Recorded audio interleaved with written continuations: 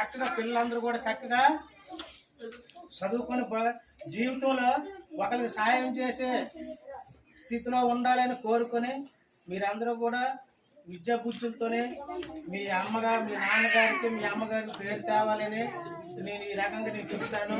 మీరు చక్కగా చదువుకోవాలి. ఈ రోజుల్లో డబ్బు ఉంటే కానీ చదువు అనేది లేదు. గవర్నమెంట్ కూడా అటువంటి సహాయ సహకారం చేస్తుంది కాబట్టి పిల్లలందరూ కూడా చక్కగా చదువుకోండి. అంటే చదివితే మనం సంస్కారవంతులు అవుతాము. మనం ఒకరు సాయం చేసే స్థితిలో మనకు ఆర్థిక పరిస్థితి కూడా బాగుంటుంది. ఇప్పుడు మీరు కేవలం చదువు మీద దృష్టి పెట్టుకొని చక్కగా చదవాలి. తర్వాత మరి మేస్టారు మా తర్వాత మా అల్లుడు గారు మా వియ్యంకులు గారు చెప్పారు. అన్ని చెప్పండి.